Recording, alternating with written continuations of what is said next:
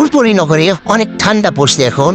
মোটু আর পাতলু তাই বাইরে বেড়াইতে পারতেছে না, তাই তারা গরমের পোশাক পরে গাড়িতে উঠবে আর এখান থেকে উঠে নাম্বার 1 নাম্বার 2 ওজনকে সাজতা করবে।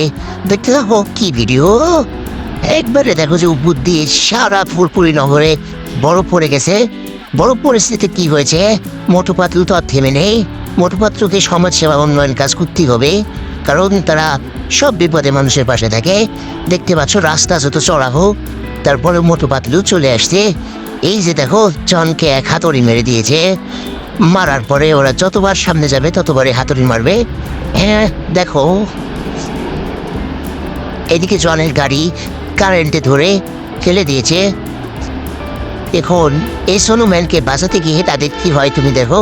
এই সোনুম্যানকে যখন বাঁচাতে গিয়েছে বা মারতে গিয়েছে তখন তারা পারেনি, তখন ডাক্তার চাক্কা এসে একটা বুম মেরে তাদেরকে ঠিক করে দিয়েছে একবারে। দেখো এই যে হা হা দেখছো